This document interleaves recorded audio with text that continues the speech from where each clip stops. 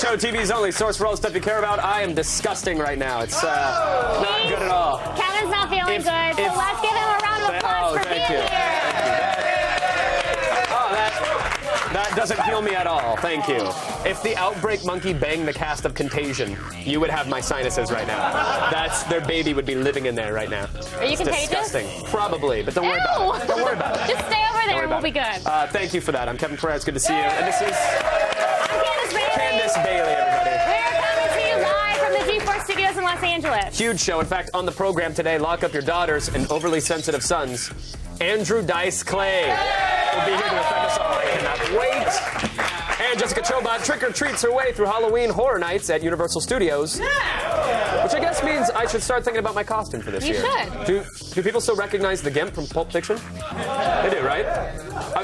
It gave me a reason to own that outfit, so I appreciate that. Rather an excuse for owning it, yeah.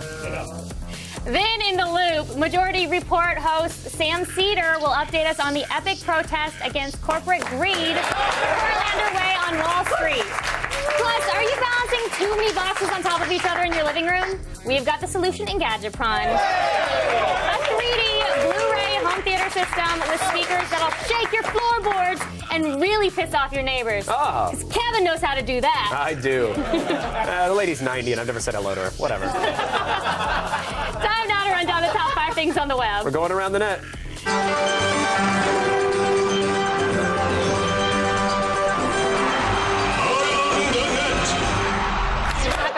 She didn't come to the door. I didn't want to ring too many times. I thought maybe she would die on her trip to the door. So. Hey, with most things in life, exceeding expectations, probably a good thing, right? Yeah. I wouldn't know, but I'm assuming it is. Unless that thing happens to be a vine swing off a cliff into the jungle.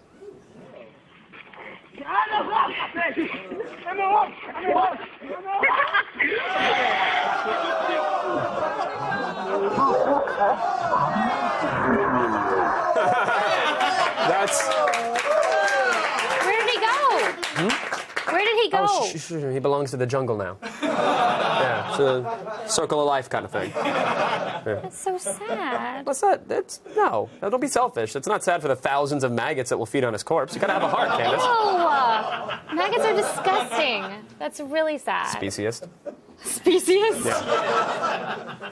Only you would say that. I guess when unfriending someone on Facebook just isn't a strong enough message. Let's visit the rope swing. That's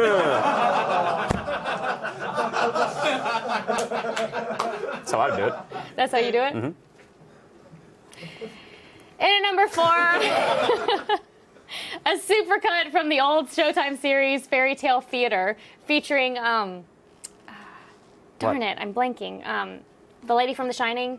Oh, she's the one that was in, she was in Popeye, right? Yeah. Wow, that's, what was her name? Her name, she was, Hello, I'm Shelley Duvall. Hello, I'm Shelley Duvall. Hello, I'm Shelley Duvall. Hello, I'm Shelley Duvall. Hello, I'm Shelley Duvall. Hello, I'm Shelley Duvall. Hello, I'm Shelley Duvall.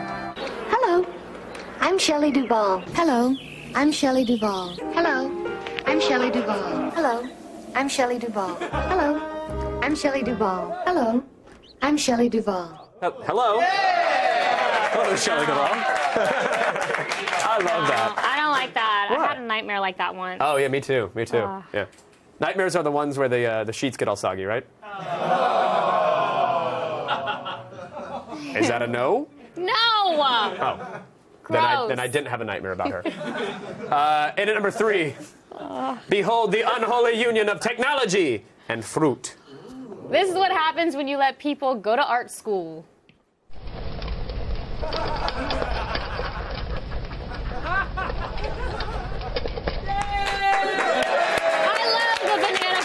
As do I. It's a great conversation piece. Totally. Unfortunately, it's not great at shooing the fruit flies that fill up your apartment. But No, but what matters here is that his art has inspired others. I think that's what all artists want, right? Yeah. Couldn't agree more. It finally gave me a reason to own this. Do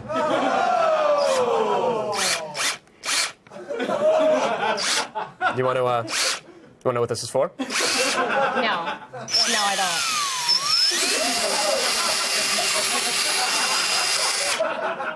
You want to try it? No. Come on. Yeah, get in there. Oh, come on. Power drill. That looks disgusting. Disgusting. Yeah, it's an approximation. Oh, Kevin. I chipped a tooth. Did you really? No, I didn't. Oh, I didn't. okay. Eh. I could get it down to the DeWalt. Oh, Kevin! Enough! Enough! Right? You guys cheered him on? Oh, I'm sorry, Granny Granddaddy. They go to the farmer's market. They know what's up. Should we move on to number 2? Yeah, I think we should. I was just going to say I don't know where to put this, but... Yes, you do.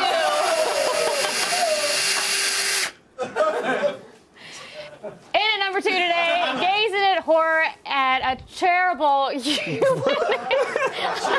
Aw, shh.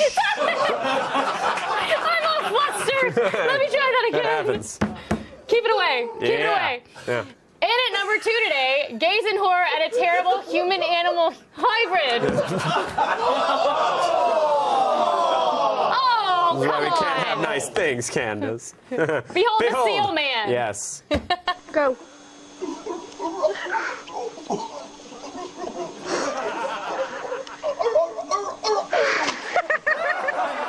Amazing! Amazing! Well, you know, that's what happens when human-animal cloning experiments are allowed to exist. You wind up with a monster living in your pool. Yeah, but you can actually lure the creature back into the house. It's not hard. You just need a 6-pack of beer and a recording of the Monday Night Football theme song, right? Which is now in everybody's head, is it not? Yeah. It makes everything good, even a tease to break. Yeah. Still ahead, modern dance. No, you're doing it wrong. Prepare to have your mind blown, creeped out, and turned on all at once in our number 1 I didn't think ATM. they would applaud modern dance. Yeah. I think it's more of the song.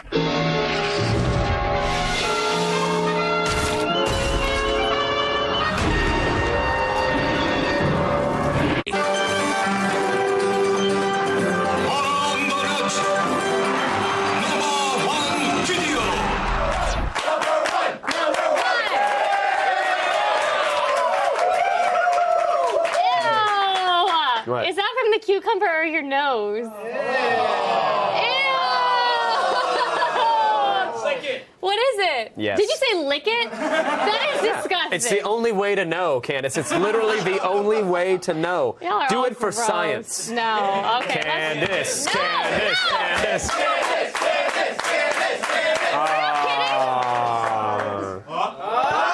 What are you doing? I snotted over there. It's cucumber. Oh.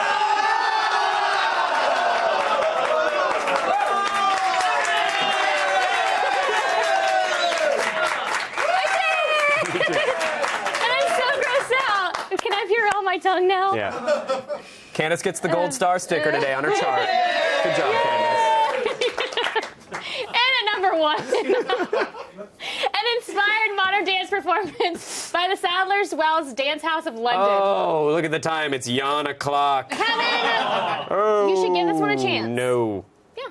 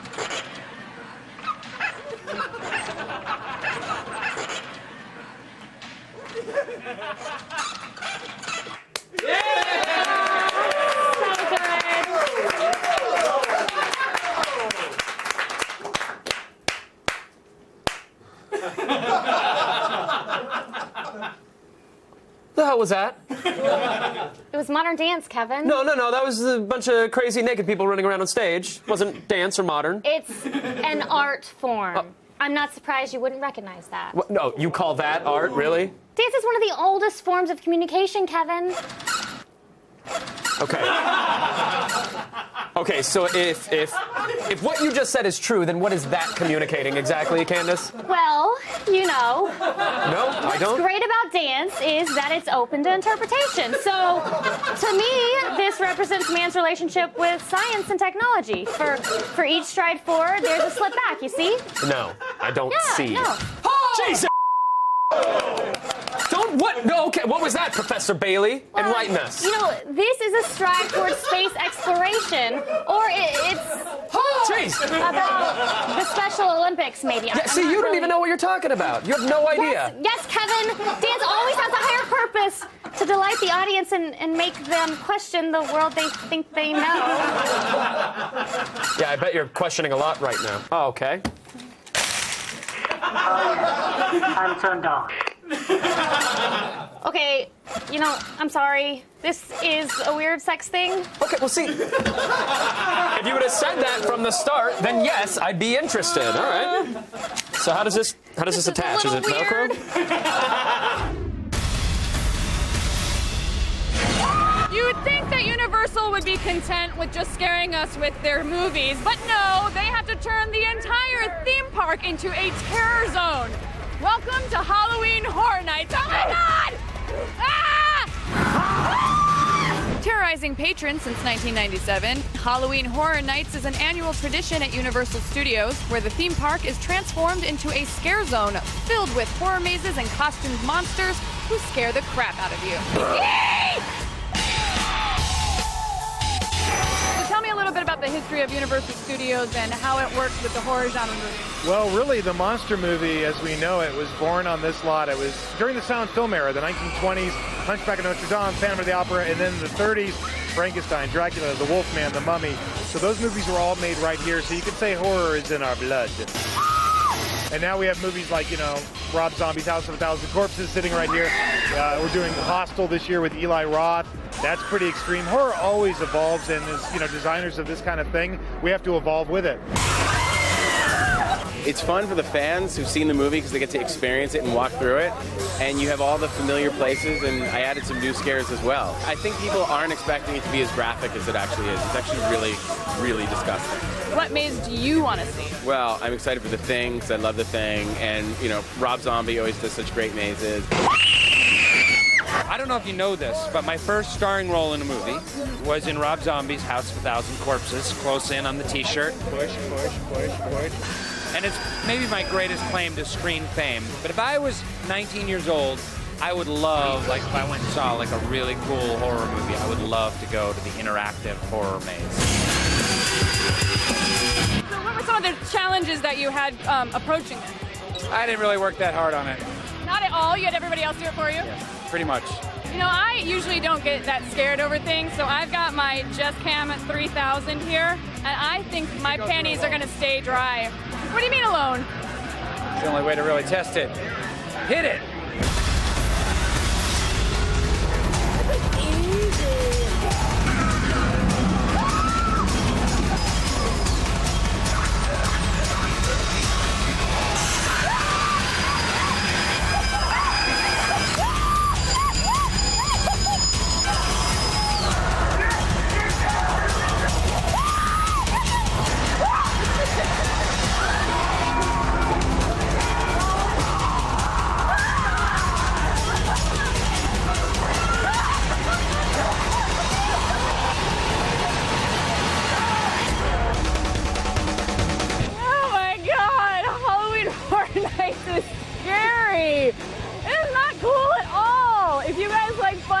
Like pissing your pants, come on down. I'm going home where it's warm, it's safe. I hate this stuff. A brave soldier. One box to rule them all, one box to find them, one box to bring them all, and in the darkness, bind them.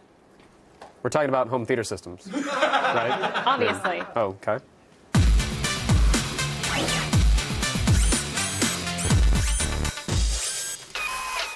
The Samsung HTD 6500W 3D Blu-ray home theater system is here to make your home movie experience as complete as possible. Featuring an all-in-one 3D Blu-ray player and receiver, you won't have to stack multiple devices on top of each other. And you can crank up the volume with this system thanks to its built-in 1,000-watt receiver. And if 3D Blu-rays and impressive sound aren't enough to keep you entertained, the 6500W also comes with the Samsung Smart Hub, which allows you to search videos and browse your favorite apps like Netflix and Hulu for content. Make the Samsung HTD 6500W your home theater for $600. Samsung's latest home theater in a box has done away with plain old Blu-ray and added 3D. What? Now, there's a lot going on here. What were your impressions of the look? Well, everything is awfully shiny. It's hard to miss that. I mean, it won't be shiny. after a week in your house. It'll be covered in dust or pet hair or hooker's blood, whatever you got going on in there. That's gross. I'm just saying, maybe they should go with a matte finish. The Blu-ray like the player shine. is built right into the receiver, which is great for cutting down on stacks of devices. It's just this guy, which is good. It's also slot loading. Yes. Candace, where's the Blu-ray on this bad boy? Oh, I don't know. Let me just give it a touch. Wait a second. And wait an extra second, just for TV. And boom! Oh my God! Wow! Just like the classiest lady in high school, hide in the slot. Yeah, you took it all. Aside from the little volume rocker over here, which really isn't a rocker, it's just buttons kind of on a I don't like this. on a little dimple there. Yeah, I don't know what's going on with that. It's confusing. It's supposed to be a knob, but it doesn't do anything. Yeah, it's an Audi. There's no It is an physical Audi. buttons though. Other than that, yeah, they could have made it flush, but I guess it gave it some depth. Oh, it's for the depth. So there you go. I have no idea what they were thinking with that. But throughout testing, all the buttons were really responsive, and that's what matters the most. Now, the rear speakers, these little guys, are billed as wireless. That's not entirely true, though. There is going to be a wire. There's no wire going from the main unit, from this guy to these guys, to the speaker, but there are wires going from the rear speakers to their own wireless receiver, which is this guy back here. Okay. So that means, you hide this behind your couch, give it some power, and then run speaker wire to these guys. Without doing that, you need to charge these things or run individual power for each speaker. And who wants to do that? Would be crazy. So it's a little white lie. It's not entirely wireless. Yeah, we'll let it go because it's the right kind of wireless. Now you don't have to string a wire from the receiver up over your door and anything like that. You don't want that. No, we don't want that. No. All right. Now, a lot of 3D Blu-ray players take a while to load through menus. Is this one any different? Well, it's a clap. Not really. You know, they're talking about my clap. I liked it. Never mind. Okay, Just keep going. No. You asked me a question about loading times, Yes, I believe. yes. Right, okay. We tried discs from a variety of publishers, and we found that the load times across the board were a little bit slow. But, hey, it looks great. That's what's important. We noticed very little picture noise. Can you see any noise there? Anybody? No. Very hard. No noise. Very hard to spot. The 3D looks as good as 3D can look. If that's what you're looking for in a player, you will not be disappointed. But what also sets us apart from other home theaters is in a box is that it's built-in ability to access the web. I'm not talking very well now. It's all right. It's all right. Let's call attention to it, though. That's what we really need to do. Let's clap for it. Absolutely. Thank you. Thank you. I'll be here all night. So, I believe you asked me a question about this device's ability to access the web. Yes. That's what it was. Well, here's the thing. It can. I mean, what device can't these days? Your toaster can. But there aren't that many apps available right now in the Samsung App Store because everybody's got to have their own damn app store these days. But the big ones are there. There's Netflix and Hulu Plus, which are really important. There's also apps for social media. You can get your tweets on there, news, weather, in case you're too lazy to look outside. And there's even a USB port if you want to plug in your own drive filled with media or a little thumb drive. Okay. Now, there are only 2 HDMI ports on this, which is a bit of a bummer, but you already have a Blu-ray player built in, and you have the web app capabilities built in as well, so theoretically, you might just have another game console or 2 going into there. Okay. Well, I guess the big question is, how does it sound? That is a big question. Don't know. We actually didn't hook up the speakers. We were just amazed by it. We were poking at. Did you see that it's? Stop messing with me. Did you see that it's slot loading? Because I mean that had us busy for weeks. No, it sounds. It sounds. Yeah, that is. Someone would pay $30 a month for just this on the internet. Ooh, no. You can't have that disc. You can't. No. Who's a naughty Blu-ray player? No. Oh, now you messed it up. No, it's totally fine. We're all friends here. Now you've gone and done it. No. It's fine. Yeah! Hey! That was a close one. Sound quality is incredible. The receiver in here is 1,000 1,000 watts. The unit does come with a calibration microphone. You set that in the middle of your room after you set up your speakers. Everything will be tuned correctly. We tested it at various levels. We found that the clarity was never an issue. I expected hiss or overmodulation for the price point. Didn't happen. No, it was really, really good. Well-mixed Blu-rays sounded genuinely great. There's plenty of power here. It will fill up even a large living room. So congrats, Samsung. That was really well designed. Okay, the Samsung home theater retails for $600, but on Amazon.com, if you add it to your cart, you will see that it's selling for a mere $469. Woo! At that price, given everything we just said, what are we rating it? Stop laughing at me! I'd hate to see you getting a good Groupon deal. Oh my God! Yeah, you don't want to see that. This system, absolutely a 5 out of 5. It is a great receiver, a 3D Blu-ray player, an internet appliance, all in one shiny black package, just like me. It sounded great even at max volume. The value here cannot be understated. I know we joke sometimes during these prawns. This is truly a 5 out of 5. If you're looking for a reasonably priced home theater system with great value, you have found it. Stop looking. Yeah. You're only hurting yourself. I love 5 out of 5. Yeah. All right, that's it for today's Gadget Prom. But if you have a gadget you'd like to see us rate, email us at gadgetprom@g4tv.com.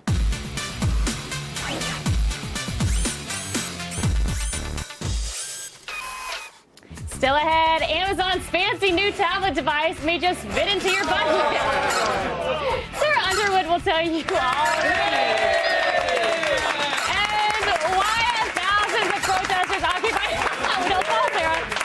Wall Street? We'll find out in the loop. Then later, if you can't catch him on his current tour, well, stick around. Andrew Dice Clay will be here. Oh!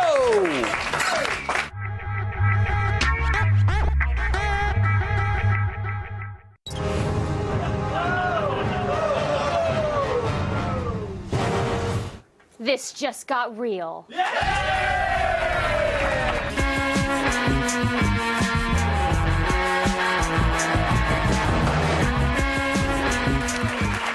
Comedy Central has Jon Stewart. We have Sarah Underwood. Yeah. We win. I don't think so, but that's nice, guys. Yes. Yeah. Start speed. All the news you need to know. The feed. It's Wednesday, September 28th, and here are your top stories. Kindles everywhere.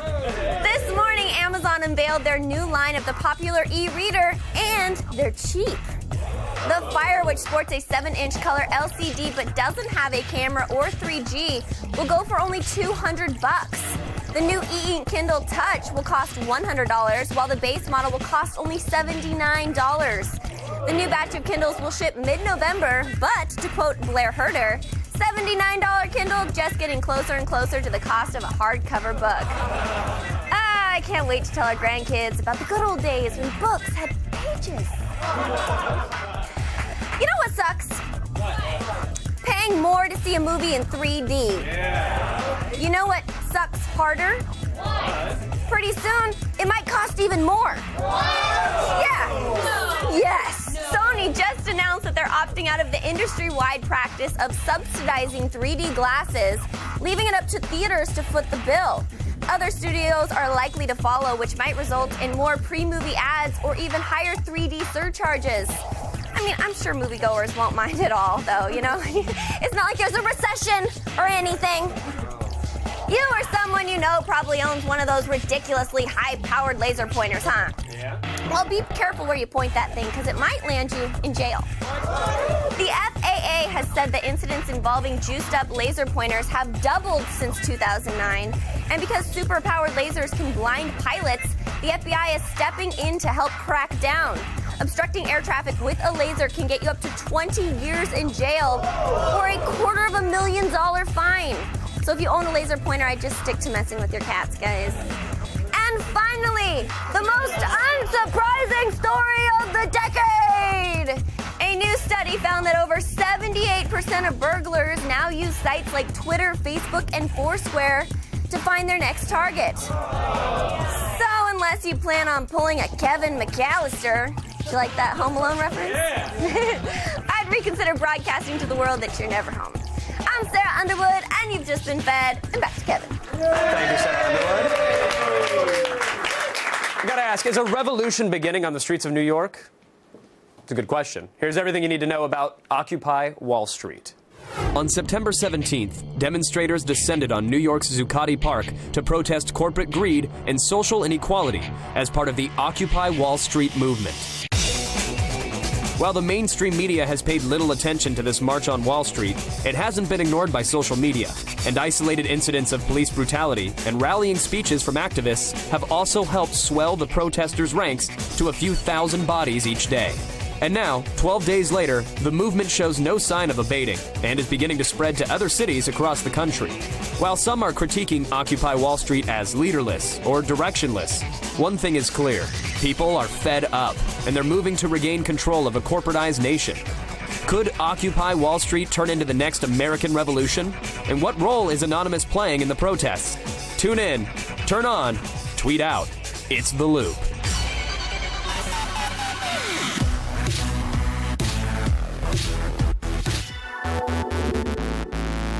Joining me now from New York to help us make sense of it all is host of The Majority Report, Sam Seder, everybody. Welcome to The Loop, Sam.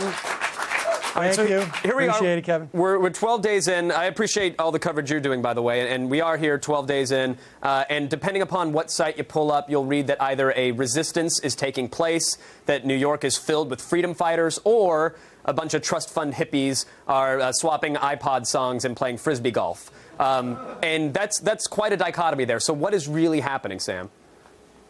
Well, it's not a bunch of trust fund hippies throwing Frisbee golf around. They're organizing. They're sleeping in the park. There's committees that are medics. There are committees who provide food, and there are committees who are essentially developing their message. And there's a massive media center that is getting more and more attention, despite the fact that the corporate media is more or less ignoring them.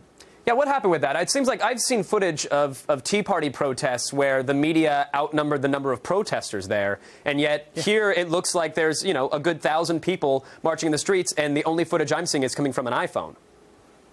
Yeah, over the weekend, there was a couple of thousand who marched, and even today, there were 600 people who marched this afternoon leaving Zuccotti Park, and there's close to 1,000 people there just about an hour ago, and this is the middle of the week, and it's raining. So, you've got people who are sleeping out there. There's a lot of people, and you're right, the Tea Party, I saw a CNN story where they were covering literally a Tea Party meeting in a Denny's in Florida.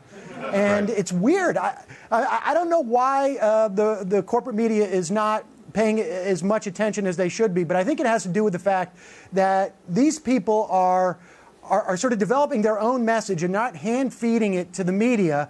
Look, the Tea Party is backed by billions of dollars, millions of dollars of corporate money that come from all sorts of different right-wing organizations.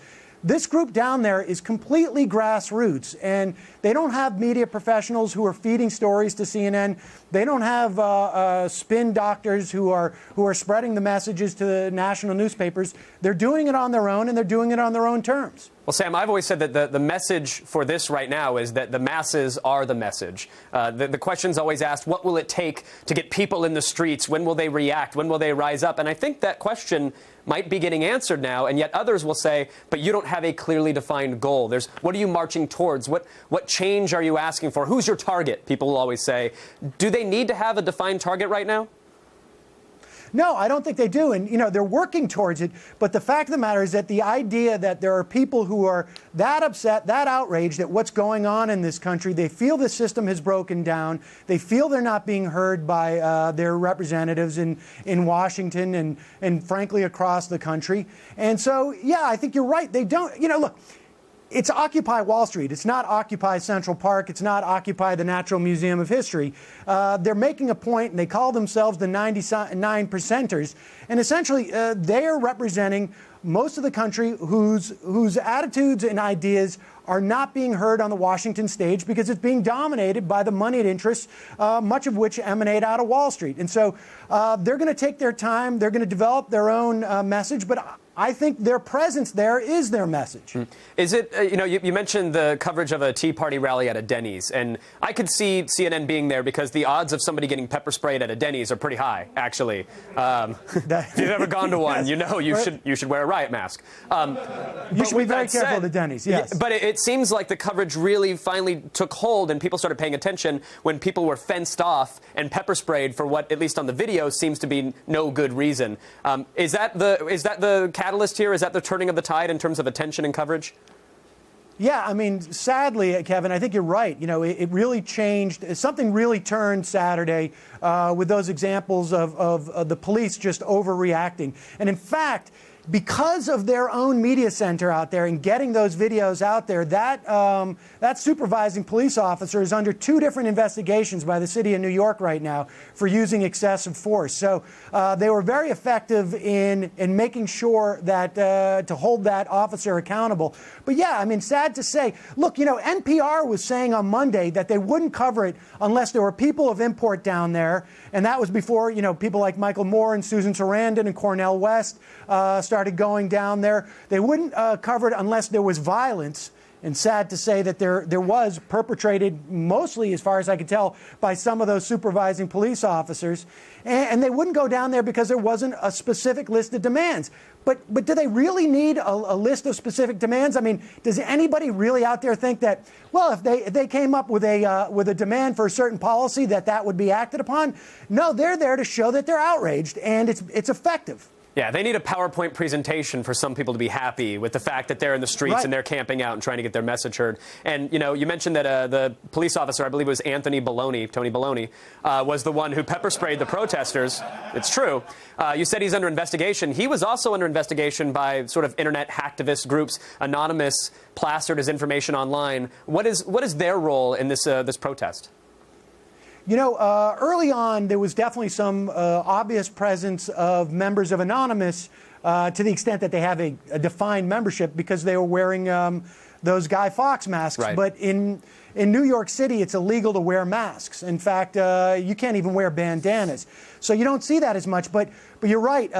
They really dug into Tony Baloney, as it is, and They put a lot of his information online. I don't know if that's appropriate or not, but they forced, I think they were part of forcing New York City to take this guy's action seriously and start investigating. All right, so Sam, real quick, this is clearly a growing movement, which is surprising to a lot of people, actually, pleasantly surprising to myself. I'm going to be taking part in a rally here in Los Angeles. There's other events in Chicago and happening all across the nation. But where does this end up in the next few days, in the next few months, in your opinion? I don't know. The people I've spoken to down there, to a person, say they're not leaving. And they're already talking about figuring out ways of camping out there in the winter. So, it's possible this lasts 3 weeks, it's possible it lasts 3 days, 3 months.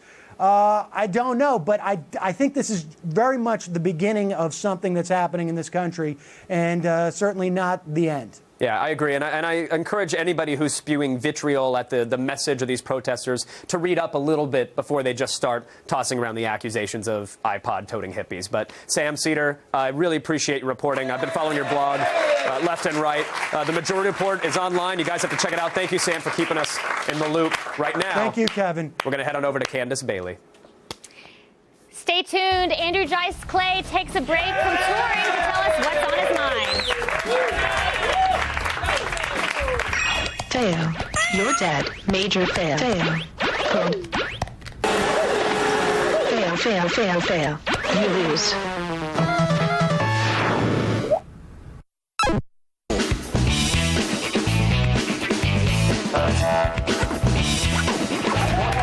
Here's Andrew Dice Clay, otherwise known as Why We Need a Standards and Practices Department. Please welcome the legend, Andrew Dice Clay, everybody. Take it easy. I didn't even do nothing yet. There's an odd lady amongst that group, too. Congratulations. Yeah. Welcome to G4. Let me ask you, Dice, you've been around for a while now. You've seen trends come and go. You've seen society change, ebb and flow. Are we totally screwed? Who's he? You. You've seen ebb and flow. You No, I'm messing with you. No, I mean, are we screwed, or are we in a good shape as a people? You know what? People have always been. You know what I mean? Yeah. Now they're just a little more of that. You know, I don't want to curse too much, but you know, people making themselves, I think, a little too self-important. You know, because of technology and because of, you know, their phones and their earpieces and everything they get to do at home. You know, and it's really funny to me. And as a comic, I observe it and destroy them for it. Right. You know, Right. and what's funny is when I'm on stage and tell them what stupid people they are.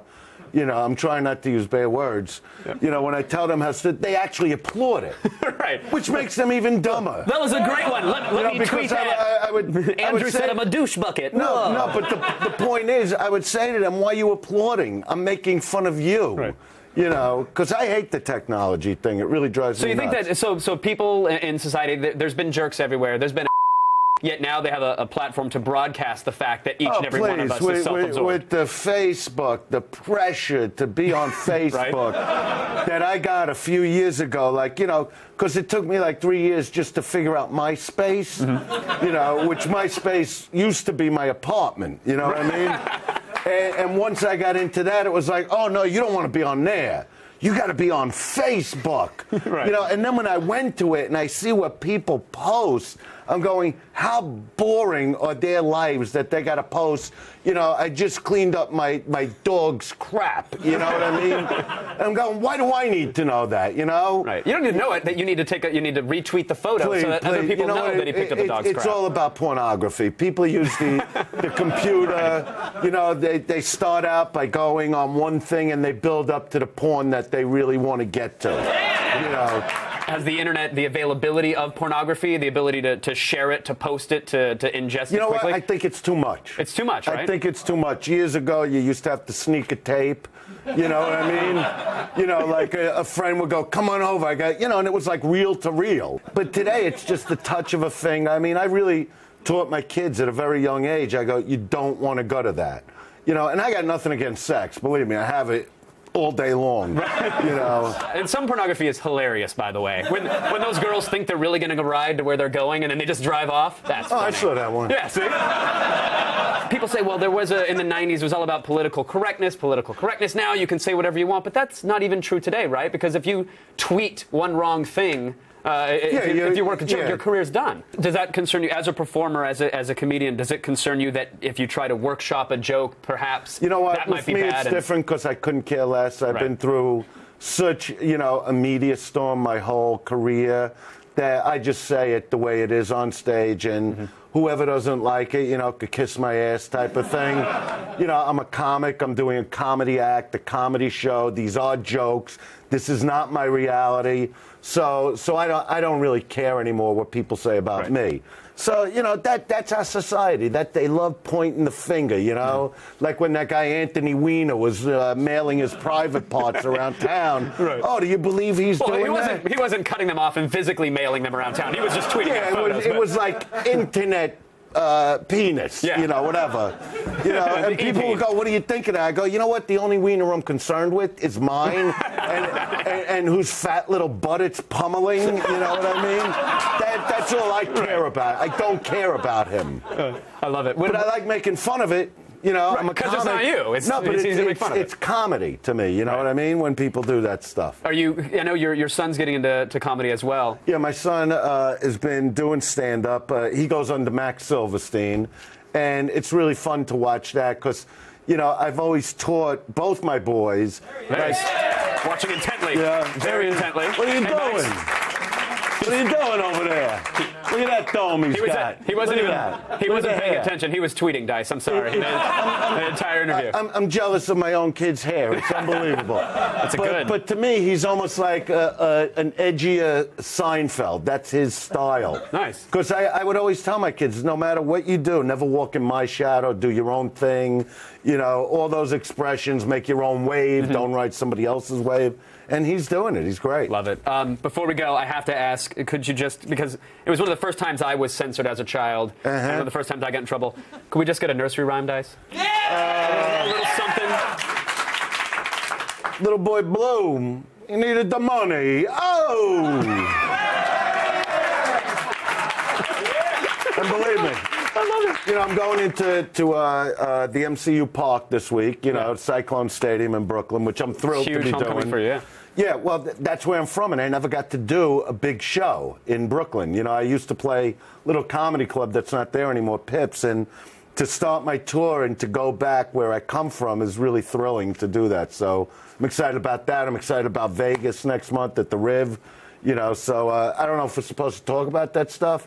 Well, we just did. Is the show over? No, we're done. Actually, no, the cameras haven't been on. This is just the warm-up. Oh, okay. Yeah. No, listen, I loved you on Entourage. You're very good. I've You're very always loved your fast. career. I like Thank that you, about sir. you. Andrew Dice Clay, everybody. Thank you. Real pleasure, man. Thank you so much. Real Thank you very much. Yeah. For more Dice, head on over to AndrewDiceClay.com. Still ahead, your tweets. It's us versus the Twitter wall. After this.